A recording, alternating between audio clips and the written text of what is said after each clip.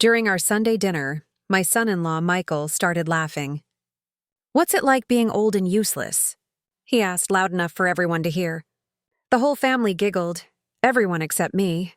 I just smiled sweetly and said, "How does it feel knowing this old lady won't be paying for your fancy life anymore?" His happy face turned white like paper. Our dinner table became a war zone. You won't believe what happened next. Before we keep going, please click the subscribe button and tell us in the comments where you're watching from. My name is Sarah, and Michael is married to my precious daughter, Emma. "Getting older must be so boring," Michael said, spinning his expensive red wine in a fancy glass. "No job to go to, no important things to do, just sitting around all day." I put down my silver fork carefully. My delicious roast beef was getting cold on the pretty white plate. We were sitting around my big wooden table, the same table I helped Emma buy when she got married. Tonight was special because we were celebrating Michael's new job as the big boss at his company. "It has good parts and bad parts," I said, watching him drink more of the wine I brought as a congratulations gift. Michael leaned way back in his chair, the chair at the head of my table where he likes to sit now during family dinners. "Look, don't get me wrong. You did okay as a nurse back in the day, but that was like, what, 30 years ago? Everything's different now. It's all computers and being fast. You need a young brain to really make it big." Emma shifted in her seat, uncomfortable. Her beautiful silver bracelet, my Christmas gift, caught the candlelight. "Michael, Mom had a wonderful job. She helped save people's lives at the hospital." Sure. Michael waved his hand like he was shooing a fly. "But let's be honest. When was the last time you actually did something? Made something happen? Built something real?" My grandson, Jake, 8 years old, looked up from his chicken nuggets. "Grandma helped me build an awesome fort in the backyard last month." "That's sweet, kiddo." Michael patted Jake's head like he was petting a dog. "But Grandma needs to understand that real grown-ups take care of their families by working hard. Not everyone gets to relax all day while other people do the heavy lifting." The quiet felt heavy. Emma tried to laugh, but it sounded fake. "Maybe we should talk about something else. Sophie, tell Grandma about your art class." But Michael wasn't done. New fancy job, a little too much wine. He felt like king of everything. "Actually, I've been thinking," he said, making big gestures. "Now that I'm making real money, like a lot of money, maybe it's time everyone started pulling their own weight around here." I knew exactly what he meant. For 12 long years, I've been helping them pay for things. House payments, car payments, the kids' school, doctor visits. 12 years of quietly helping while watching Michael spend money like it grew on trees. "Take Emma," he said, pointing at my daughter. "She's been staying home with the kids for so long, living off of, well, let's call it family help. Maybe it's time she got a real job again." Emma's face turned red like a tomato. She knew, just like I did, that their whole fancy life was built on my quiet help. The kids' expensive school uniforms hanging by the door, Michael's shiny black car in the driveway, their kitchen that looked like a fancy magazine. All of it only happened because of my money.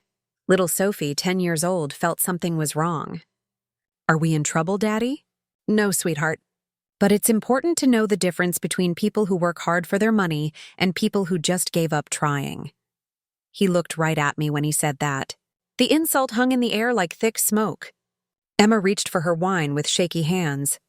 The children looked at each other with worried faces, like during a loud storm. Michael leaned forward, feeling brave because he thought I would sit there quietly, like always. "I don't want to be mean, Sarah, but someone needs to ask the hard questions. When was the last time you did something that mattered? When did you last feel proud about earning your own way instead of just existing?" He paused, enjoying his big moment. "How does it feel to be such a failure?"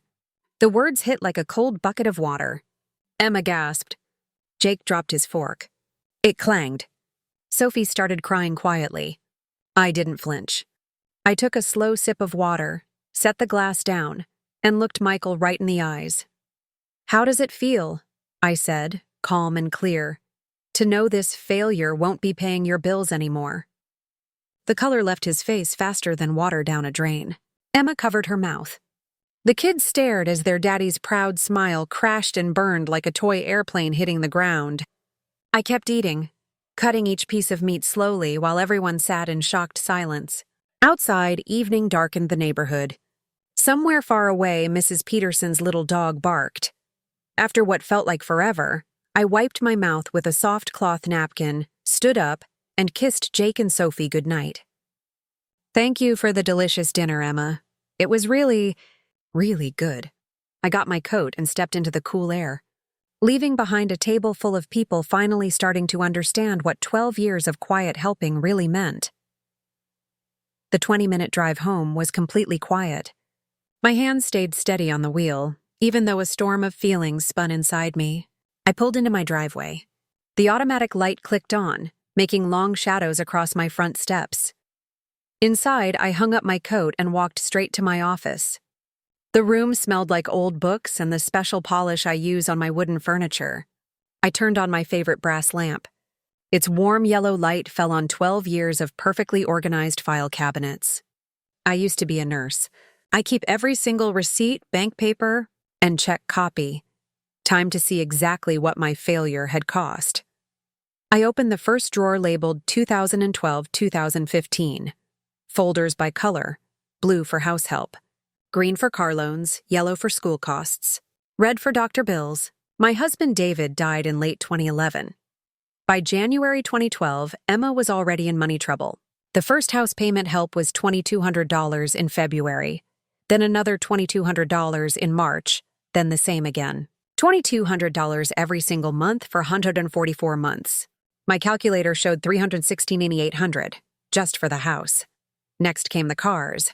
Michael's fancy black car lease and Emma's family van loan. $850 every month for 10 years. 120 months. $102,000. The numbers kept getting bigger. Private school bills filled a whole drawer. Jake's preschool through 2nd grade. Sophie's toddler classes through 4th. Fancy schools with swimming pools and teachers who spoke different languages. $18,000 every year, sometimes more for camps and sports. 12 years of school costs. $288,000 doctor bills when Michael was between jobs. Teeth cleanings for the kids. Emergency visits. Emma's counseling when she got really sad 3 years ago. Each envelope had stacks of receipts and insurance papers I quietly paid. $6,000 every year for 12 years. $72,000. I found vacation receipts tucked behind insurance papers. Disney World in 2018. A big cruise to Europe in 2020. Ski trips. Christmas presents. Emergency car fixes. Money for Emma's dream kitchen. Another $55,000 in extra help. The final number made me lean back in my leather chair. $833,800. Almost $1 million. For the first time since David's funeral, I felt the heavy weight of the promise I made by his hospital bed. Don't worry about Emma, I whispered to my dying husband. I'll make sure she's safe and has everything she needs. I remembered Emma's tears at the funeral. How scared she was about the house payment she and Michael couldn't afford. How grateful she was then, calling every week to say thank you, sending homemade cookies, bringing the kids for Sunday visits. When did thank you stop? When did my help become expected instead of chosen? I pulled out my own papers, the ones showing what I gave up. My smaller savings because I stopped putting money away, my tiny 2-bedroom house instead of the lake house I wanted, the 18-year-old truck in my garage while Michael drove expensive cars, the travel magazines I collected but never used because Emma always needed something important, the hobbies I stopped, the lady from church who quit inviting me to dinner because I was always busy helping family. I'd given them almost $1 million and 12 years of my own dreams. At 11:00 that night, I reached for my phone and my list of bank numbers. Tomorrow would bring interesting conversations with the automatic payment people. Sunday morning, my coffee tasted different, stronger somehow. I watched little birds fight over breadcrumbs, then went back to my office where neat stacks of papers waited like toy soldiers. First National Bank answered after 3 rings. Account services. This is Jennifer. How can I help you today? I need to cancel automatic payments from checking account 784321567889. said in the same steady voice I used in 12 years of nurse work. May I have the last 4 of your social to verify? 15 minutes later, it was done. Jennifer was kind and professional, and had no idea she was taking apart 12 years of money help with each button she pressed. Those payments are now stopped. Mrs. Johnson, anything else I can help you with today? That's everything. Thank you so much. I put a check mark next to house payment help, $2,200 per month.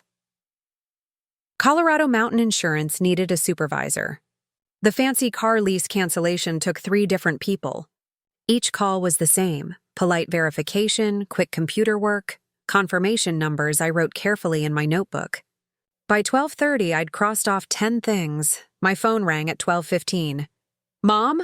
Emma's voice sounded confused, not scared yet. Something weird happened with our house payment.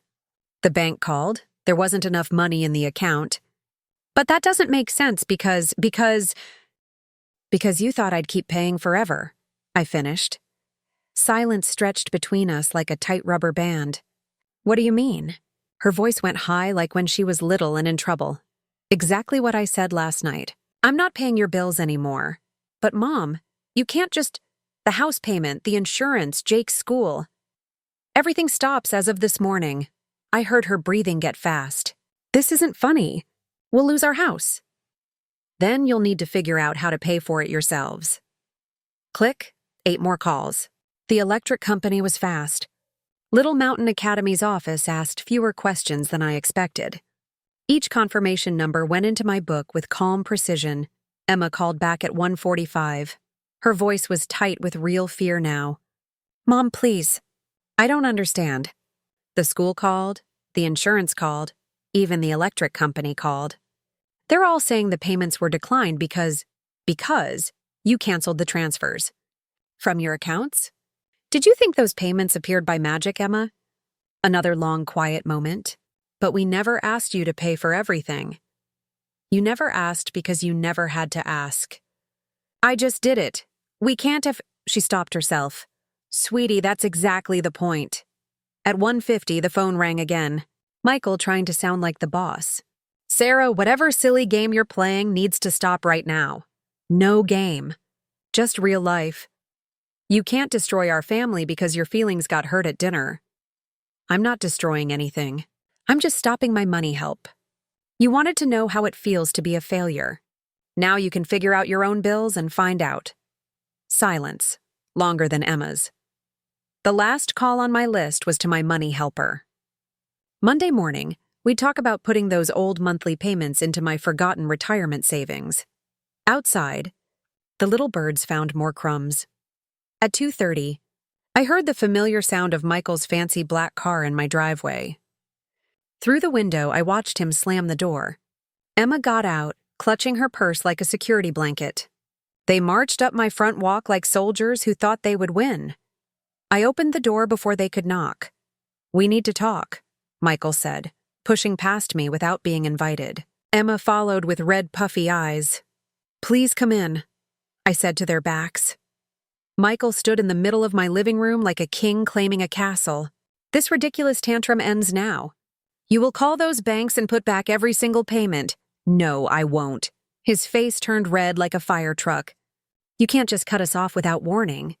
There are legal things like verbal contracts. Show me the contract where I agreed to pay your bills until the end of time. Emma stepped forward, voice shaking like a leaf. Mom, please think about what Dad would want. Remember what you promised at his funeral. Talking about David hit me like a cold wind, but I was ready.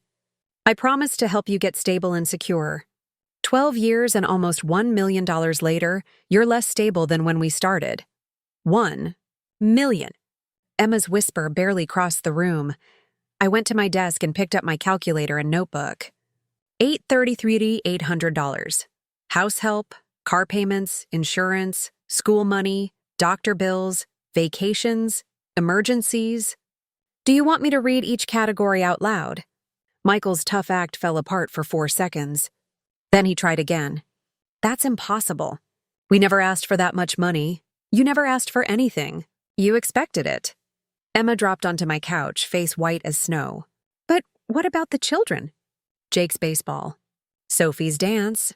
Those will continue, but I'll pay the schools and activities directly from now on. No more money going through you and Michael. You can't split up the family like that, Michael snapped. We're supposed to be a team. Teams respect each other. When was the last time either of you said thank you for anything? The question hung there with no answer. Emma's tears started slow, then turned into the desperate crying I remembered from her teenage years. I didn't know it was so much. I thought you wanted to help. I thought it made you happy. It did, until you stopped being grateful and started demanding it. Michael paced my carpet like a caged tiger. Fine, you want gratitude? Thank you. Now put the payments back. Gratitude doesn't work backwards, Michael. He stopped pacing. For the first time since they arrived, he looked worried instead of angry. What exactly do you want from us? I want you to live on the money you actually make. I want my grandchildren to see their parents work for what they have. I want to be treated like a mom and grandma, not a walking ATM. Emma looked up through tears. What if we can't do it? What if we lose everything? Then you'll learn what failure really feels like. Silence so thick you could cut it with a knife. We'll see about this, Michael said, straightening his shoulders. There are lawyers who help when old people get taken advantage of financially. I smiled. Please call them. I'd love to explain how I've been taken advantage of for 12 years straight. They left without another word. Michael's fancy car made loud, angry noises as he drove away too fast. I stood at the window watching them disappear and realized my hands were shaking like leaves. Silence filled my house like water flooding a broken fish tank. I collapsed into my leather chair, the one David gave me for our 15th anniversary, and stared at our wedding photo on the mantel. Emma's big smile. Michael's humble polka dot tie. David's proud face beside mine. That picture was from 2010. Michael worked at a small insurance office back then, drove a 12-year-old Honda, and called me ma'am with real respect. Mrs. Johnson, he told me the first time we spoke alone, I want you to know I'll take really good care of Emma. I might not have much money right now, but I'm working super hard to build something good enough for your daughter. The humble sound in his voice felt real back then. I believed every word he said. 3 years later, David was gone. Cancer took him in 5 terrible months, leaving Emma heartbroken and Michael scrambling to pay their small house payment on his beginning salary. The 2012 money crisis had just happened, and his company was firing lots of people. At David's funeral, Emma fell against my chest, crying. Mom, I don't know how we'll make it. Michael's job isn't safe. The house payments are too big. Don't worry, sweetie, I whispered, holding my sad daughter. I'll help until you both get stable and secure. Until you get stable, not forever and ever. Those first years, Michael's thank you words were overwhelming. Handwritten cards, weekend visits where he'd fix my broken fence or cut my grass. Emma called twice every week just to check on me, bringing the grandkids for Sunday dinners. Mom, you're literally saving our lives, she'd say with tears in her eyes. We'll pay you back when things get better. The first house payment help, $2,200, just for 8 months, Michael promised.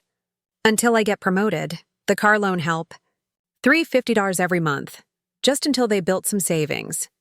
Jake's private school money, $500 monthly, just for kindergarten to give him a strong start. Each just until became permanent and expected. Each temporary help became something they counted on forever. By 2015, the thank you cards had stopped. Michael's weekend visits turned into occasional drop-ins where he drank my soda and complained about his mean boss. Emma's grateful calls became monthly requests for more help. Mom, can you pay for Sophie's art classes? It's only $150 a month. Mom, the kids need new tablets for school. Mom, our vacation rental got canceled. Can you help us find a different place? Please disappeared first, then thank you. Finally, even can you became you need to. By 2020, Michael didn't say anything about my help at all. At neighborhood barbecues, he bragged about his house improvements, his kids' fancy education, his successful lifestyle. When a neighbor admired his shiny car, he smiled about his smart money planning. Emma started defending him instead of me. When I gently suggested they try paying some bills themselves, she snapped, "Mom, you don't understand how modern families work. Michael has enormous pressure at his job. The children have routines they're used to. You can't just mess everything up because you're feeling unappreciated." Unappreciated. That word landed like a punch to the stomach. Last Christmas, neither of them said anything about my help. Michael gave a speech about his hard work taking care of the family. Emma posted pictures on Facebook of their expensive gifts with hashtags about blessed family success. I sat in my small living room, looking at their old thank you cards from 2012, wondering when being grateful had turned into feeling entitled to everything. Now, as darkness came over my house, I understood what David truly wanted. Not endless helping that never stopped, but dignity and respect. Not unlimited generosity, but being treated like the money mattered. Outside, the shadows stretched across my yard. Somewhere far away, a phone began ringing. 4 days passed like dominoes falling in slow motion. Monday morning brought the first bank letters. Emma called at 10:15, her voice thin and scared. "Mom, they're saying our house payment failed. There's an $85 penalty fee. The bank wants $2,185 by Wednesday, or they'll start taking our house away." I said nothing. The silence went on until she hung up. By lunchtime, Michael's fancy car lease company had left 3 angry voicemails about their missed $750 payment. Emma's family van loan, another $420 monthly, bounced with a $60 penalty. Their house insurance got canceled at 4 when the automatic payment failed completely. Tuesday brought deeper trouble like a flood. Emma called again, Michael yelling in the background. "We can't pay for everything." Her voice cracked like breaking glass. I applied at McDonald's, Walmart, and 4 restaurants. Even if I get hired right away, they're only offering $11 an hour. That's barely $1,800 a month before taxes. For the first time in 12 years, she was doing math about survival. Wednesday afternoon, I drove past Little Mountain Academy at pickup time. Jake and Sophie stood with children whose tuition had been paid on time. That morning, the school demanded $3,600 immediately, or the kids would be kicked out by Friday. That evening, my neighbor Mrs. Garcia mentioned hearing loud voices from Emma's house during her walk. "Sounds like money troubles," she said sadly. The young man was yelling about credit cards being completely maxed out. Thursday brought the big crash. Emma called at 3:45. "Mom, please. I went to 6 job interviews yesterday. Burger King, a house cleaning company, 2 grocery stores. They all want references from recent jobs. I haven't worked since 2012. Her voice had lost its edge, replaced by something I hadn't heard in years, humility. Michael tried to pay the house payment yesterday. Our bank account has $2,400. The payment is $2,285. He paid it, then realized we couldn't buy food, pay the electric bill, or put gas in the cars. He had to call the bank back and cancel it. I stayed. Quiet. The lease company is sending someone to take Michael's car on Monday, unless we pay $750 plus a $250 restart fee. More silence. "Mom." Her voice became very small. "I think we're going to lose everything we have." "Yes," I said quietly. "You probably will." She started crying, deep, painful sobs that reminded me of teenage heartbreaks. But this wasn't teenage drama. This was grown-up consequences for grown-up choices. Friday morning, I sat in my office looking at my new money plan.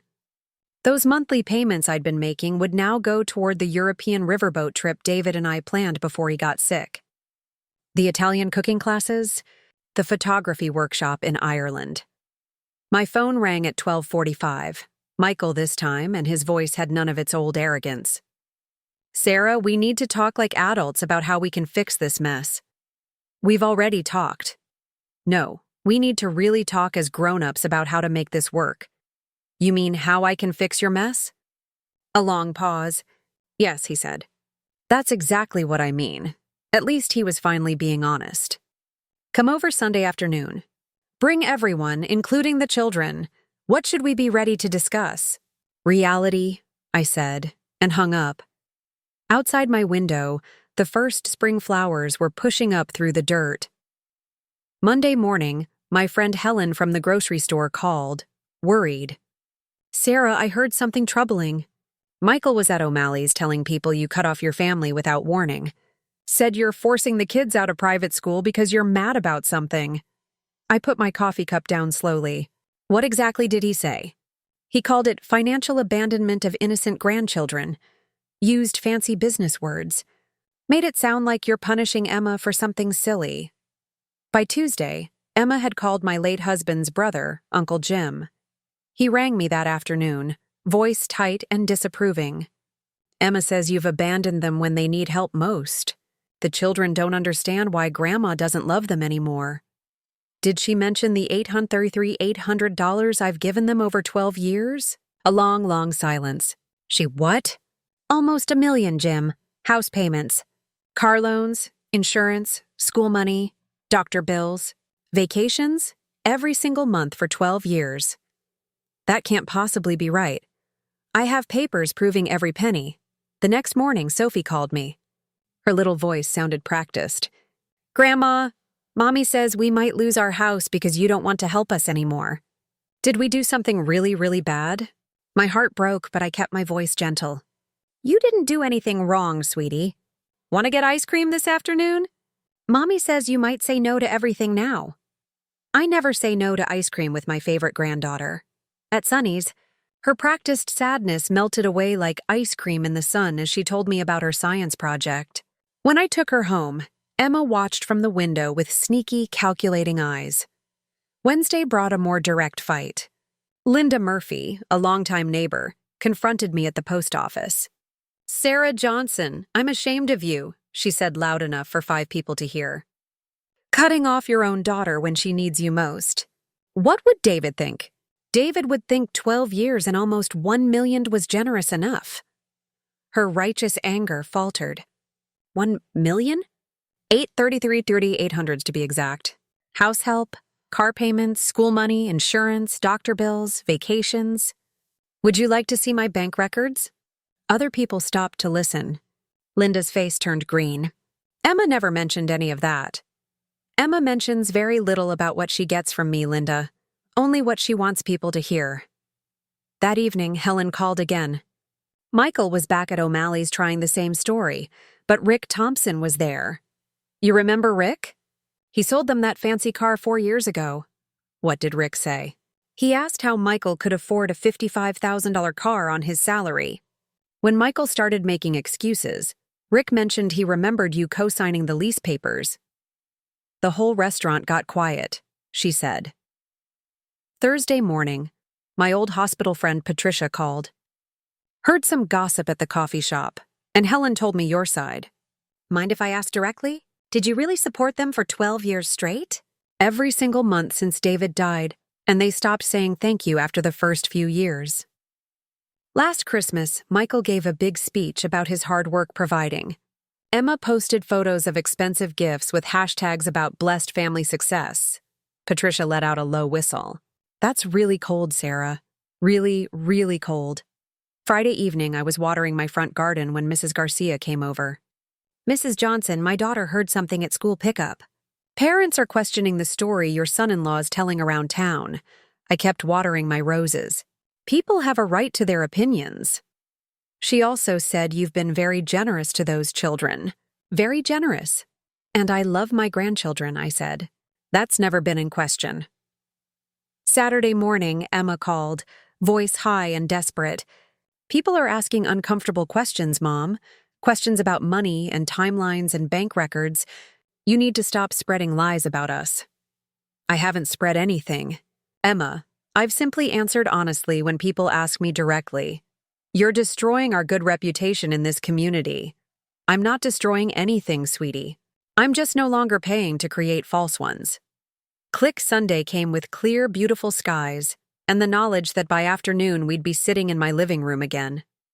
But this time, the whole community would be watching and listening. The family meeting never actually happened. By Monday morning, reality had made other plans. Helen called at 9:30. "Sarah, I saw a foreclosure notice posted on Emma's front door last night. Big official paper from the county courthouse." I set my coffee down carefully. 30 days? They had 30 days to pay 9/1/25s, 4 months of missed payments plus penalties and legal fees. Tuesday morning brought more changes. Michael's fancy black car was gone, replaced by a 12-year-old gray Honda Civic. Mrs. Garcia mentioned seeing Michael at the Honda lot looking defeated while Emma filled out paperwork for a much cheaper car. "The monthly savings must be significant," she said quietly. That fancy lease was probably costing them almost $900 every month. Wednesday afternoon at the grocery store, I saw Emma behind the checkout counter in a blue vest, scanning groceries with robot-like motions. When Mrs. Patterson came to her line, Emma's face turned bright red. "Emma, dear, I didn't know you were working here now." "Started Monday," Emma said quietly, not looking up. Her shift ended at 7 Saukaur. I watched through the window as she walked to the old gray Honda, shoulders bent with tiredness. That evening, Jake called. "Grandma, Mom, and Dad are fighting again, really loudly." "What about, buddy?" "Money stuff. Dad said Mom's job doesn't pay enough. Mom said Dad never made enough either. Then they said mean things about you." "What kind of mean things?" "That you ruined everything on purpose. But then Mom started crying and said maybe they ruined it themselves." Thursday morning, I heard angry voices during my walk. Through the thin walls, little pieces of their fight floated out. 10 hours on my feet for almost nothing. Never appreciated what we had. Your pride got us into this mess. 12 years of free handouts and now... A door slammed. Michael's Honda started up with angry engine noises. That afternoon, Sophie came to visit. Her usual cheerfulness was gone, replaced by big worry. "Grandma, why is everything so different now?" I sat her at my kitchen table with chocolate chip cookies and cold milk. "What feels different, sweetheart?" "Mom's always tired and sad. Dad gets angry about everything. They talk about losing our house. Jake heard we might have to go to different schools. How do you feel about that?" Scared, but also...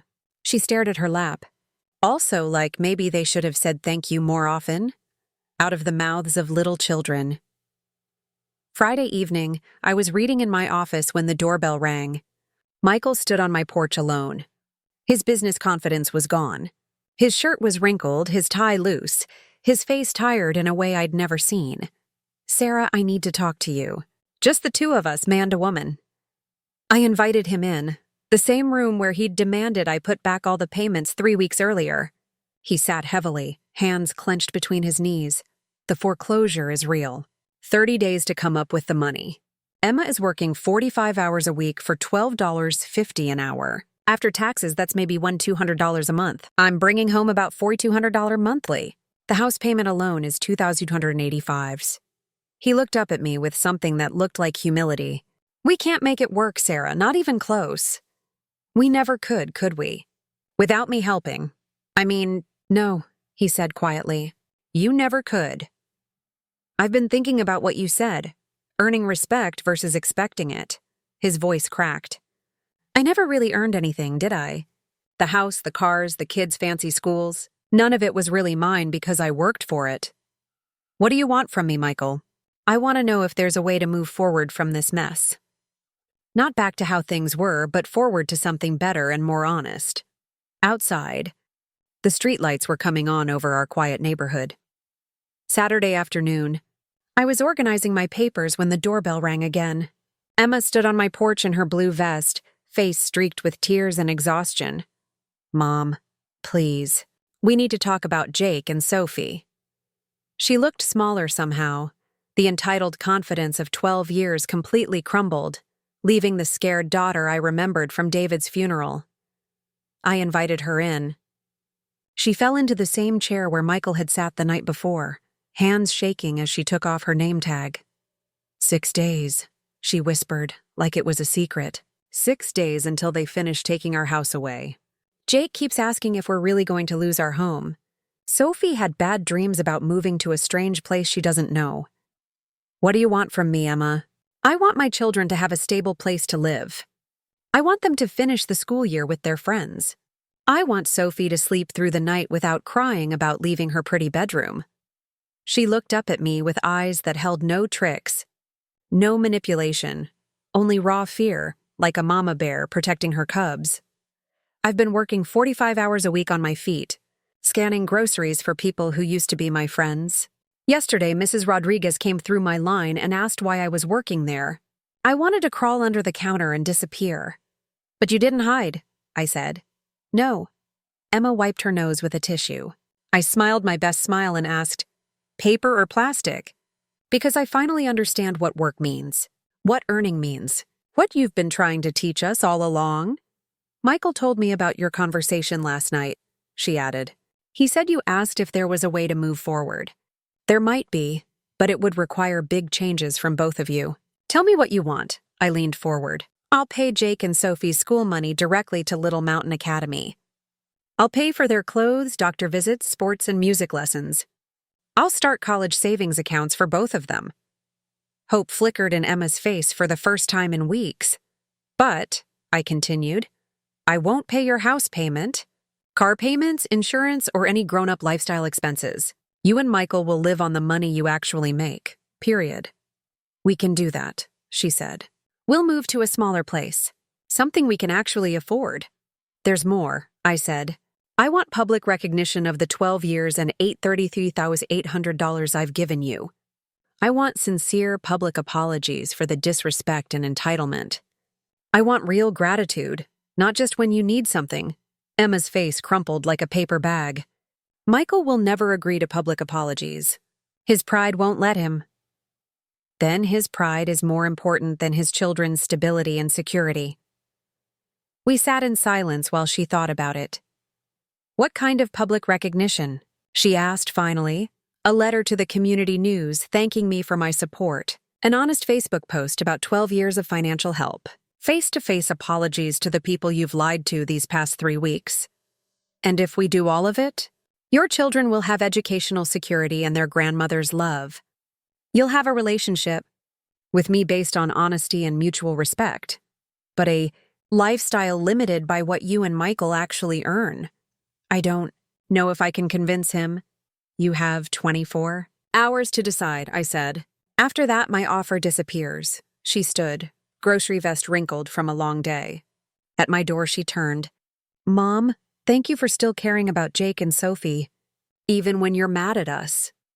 I never stopped caring. Emma, I just stopped enabling bad choices. After she drove away in the old gray Honda, I watched the evening news and knew somewhere across town a very difficult conversation was beginning. Emma's Honda pulled into their driveway at 6:45. Later, Helen told me how it went. Michael was heating leftover Chinese when Emma came into the kitchen, still in her vest. Where have you been? Your shift ended at 4. I went to see Mom. The microwave beeped into the silence. Michael set the food on the counter and turned. You went behind my back after we agreed to handle this together. We're out of time, Michael. 6 days until foreclosure. The children are terrified. I had to try something. She sank into a chair, pulling off her name tag with trembling fingers. She's willing to help, but with conditions. What kind of conditions? She'll pay for Jake and Sophie's school, clothes, activities, doctor visits. She'll set up college savings. Michael's face brightened. That's fantastic. When does she restart the house payments? She doesn't. We have to live on what we actually make. The happiness popped like a balloon. That's impossible, Emma. Our expenses are too big. She wants something else, too, Emma whispered. Public apologies. Recognition of the 12 years and $833,800 she supported us. Michael's face went white, then tomato red. She wants me to humiliate myself. Admit I've been... What, a charity case? Michael, she spent nearly $1 million on us. Do you understand what that means? It means she chose to help family. That's what mothers do. No, Emma said, standing, the vest wrinkled and stained. That's what saints do. And we treated her like a walking ATM. From upstairs, Jake called, Mom? Dad? Why are you yelling again? Sophie appeared at the top of the stairs in pink pajamas, rubbing sleepy eyes. Are you fighting about Grandma again? Emma went up to comfort her. Michael paced the kitchen, fists tight. When she returned 25 minutes later, he was staring at the foreclosure notice. I won't do it, he said. I won't stand in front of our neighbors and admit I'm a failure who couldn't provide for his family. Then what's your solution? Where will we live? Where will the children go to school? We'll get a loan, file bankruptcy, something. Anything but crawling to your mother and begging forgiveness for imaginary sins. Emma pulled out her phone, opened the calculator. Okay, let's figure it out. Our combined monthly income is $5,400. The house payment is $2,285. That leaves $3,115. She kept typing. Car payment for the Honda, $280 insurance. $280 electric and water, $250. Groceries, $500 gas. $180, that's $140.30, leaving $1,685. See? We can make it work. I haven't added the children's expenses, Emma said softly. Jake's baseball, $95, Sophie's dance, $75, school supplies, clothes, doctor copays, birthday gifts, Christmas. Her voice cracked. Michael, we can't afford our children's basic needs. Through the thin walls, Jake's voice drifted down. Mom, Sophie's crying. She says we're going to be homeless.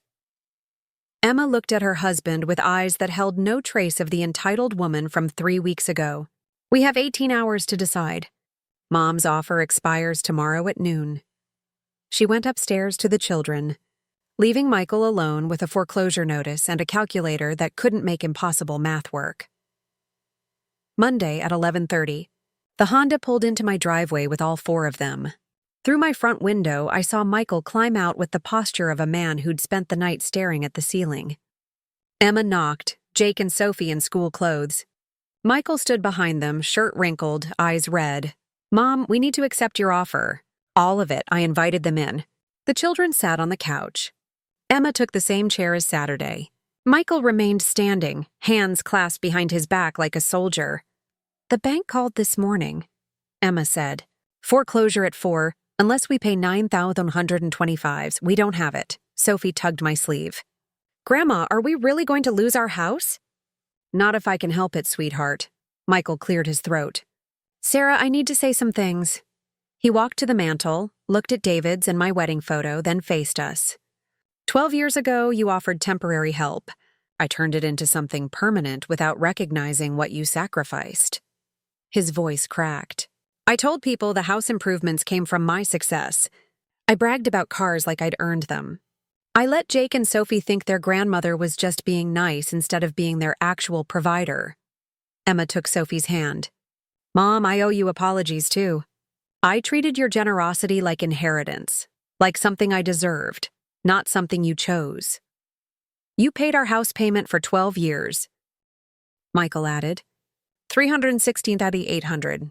You paid car loans, insurance, school money, doctor bills, vacations, Christmas, birthdays, dance, baseball. Jake looked up, eyes wide. Grandma paid for my baseball? Grandma paid for everything, Emma said quietly. Almost $1 million over 12 years, Sophie's small voice cut through. Why didn't you tell us? Emma's cheeks flushed.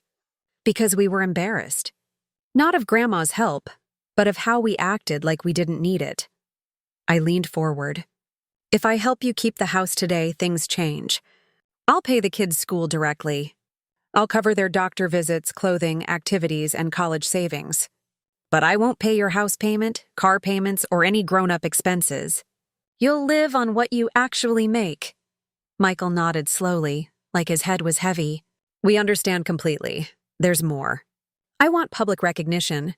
A letter to the community news. Social posts with real gratitude. Face-to-face apologies to the neighbors you misled. When do you want this done? Michael asked. This week, before Saturday. His jaw tightened, but he nodded again. What else do you want? Emma asked. Monthly family dinners here, I said. Not to check your finances, just to maintain proper relationships. Family means respect, not entitlement. I stood and went to my desk, pulling out my checkbook. I'm going to call First National and arrange an emergency payment. But this is the last house payment I'll ever make for you. After today, you succeed or fail on your own income. As I picked up the phone, I heard Sophie whisper, "Are we going to be okay now?" "Yes, sweetheart," Emma said, her voice steady. "We're going to be just fine." For the first time in 12 years, I believed her. 4 months later, on the fourth Saturday of October, they arrived for our monthly family meeting at exactly 3i. Emma had been promoted to assistant manager, earning $17.25 an hour. Michael had learned to balance a budget without expecting miracles. "Grandma!" Sophie bounded in wearing her soccer uniform, grass stains on her knees and a shiny medal around her neck. "Look what I won!" "That's wonderful, sweetheart. Tell me about your goal." While she chattered about the tournament, Jake showed me his report card, straight A's and a note praising his attitude and confidence. Emma set a thick manila folder on my coffee table. "Mom, here's this month's budget. We're covering the house payment, utilities, groceries, and car entirely from our salaries. We even started a small emergency fund." Michael, who 4 months ago couldn't meet my eyes, now spoke with genuine respect. "Sarah, can I ask your advice? There might be a regional manager opening next quarter. More responsibility and better pay, but some travel. I want to make sure we can handle the kids' schedules." I opened my own folder, organized with nurse precision. Jake's soccer fee paid directly to Colorado Youth Sports. Sophie's piano handled through Mountain Music Academy. Dental checkups next month, covered under my family plan. Emma smiled, a genuine smile I hadn't seen in years. "Mom, I can't thank you enough for keeping their lives stable while we learned how to be responsible adults." "Speaking of being adults," Michael added, "we completed the community service hours Judge Martinez assigned after our public apology letters. Volunteering at the homeless shelter was eye-opening. We met families genuinely struggling, not just living beyond their means like we were. Grandma, can we show you the thank you cards we made at school?" Sophie tugged my sleeve. They pulled out glittery construction paper cards. Jake's read, "Thank you for taking care of us, even when Mom and Dad forgot to say please." Sophie's was simpler but perfect. "I love you, Grandma. You're the best." These weren't coached words. They were the true feelings of children who finally understood love and security. "There's something else," Emma said quietly. "We're talking about buying a smaller house, something we can actually afford. Not immediately, but maybe in 3 years when we've saved more." "That sounds like excellent planning," I said. Michael nodded with pride. "We want to prove we can stand on our own 2 feet. Not because we don't appreciate your help with the kids, but because we need to respect what you've already given." As the afternoon wound down, Jake asked the question that summed up everything. "Grandma, are you proud of us now?" I looked around at my daughter, who had learned the value of work. My son-in-law, who'd swallowed his pride for his children. My grandchildren, who finally understood gratitude. "Yes, Jake," I said. "I'm very, very proud of all of you." They left at sunset. Sophie's hand in mine as we walked to the car, the same Honda that replaced the fancy BMW. Somehow it looked less like a step down and more like a wise choice. Watching their taillights fade, I knew David would be proud too. Not of the money I'd spent or the control I finally took, but of the family we became when respect replaced entitlement and love replaced taking advantage. The revenge I wanted wasn't punishment. It was transformation, and sometimes that's the sweetest justice of all. If you enjoyed this story, please subscribe, like, and tell us where you're watching from in the comments.